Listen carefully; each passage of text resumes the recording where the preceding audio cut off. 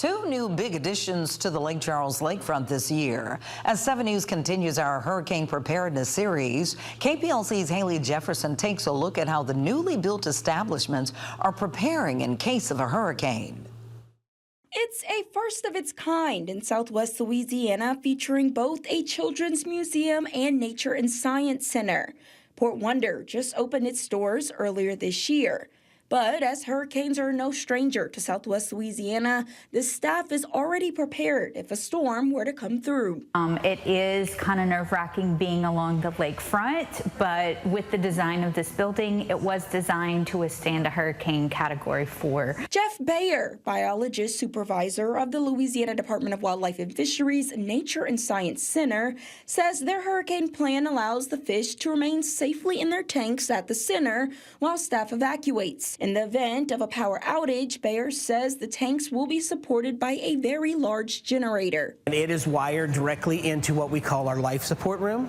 And what that means is that that's where our pumps, our filters, all the things that keep the water quality good are in that room, and that generator is expressly for running that room when the power goes out. Bayer says the generator is tested routinely and all staff members are trained to use it. We're looking at remote monitoring for, hey, the battery's low, that kind of thing. So it'll be maintained and it'll be ready to go every storm season. And there is even a secondary backup, which will provide oxygen to each of the 7 tanks.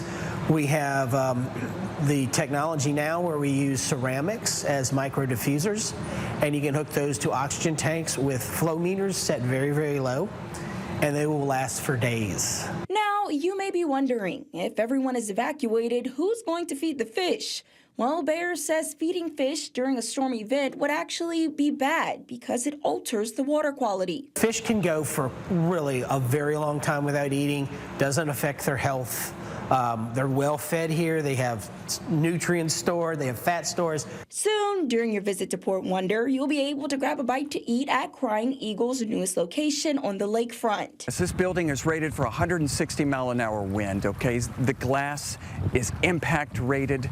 The roof and the structures are standing seam, anchored down in a way that it just, it's very tolerant to high winds. While things are currently still under construction, President and founder of Crying Eagle, Eric Avery, says they're prepared even if a storm were to hit during the construction period. There's a lot of things that we work with our contractor, Perk Development, on doing in the event of a hurricane, and that would be, 1, tie up all loose items, haul any machinery out off-site, naturally board up the windows. In Lake Charles, Haley Jefferson, 7 News. And you can find all of our hurricane preparedness stories on our website, kplctv.com. Let's head back over to Max for another look at the forecast. Yeah, Cynthia, fortunately, the Atlantic remains quiet and still no development expected in the next 7 days. Of course, it's a long season and we'll be here to keep you updated. But for now, the main concern is the hot, humid weather this weekend. We'll talk about that after this.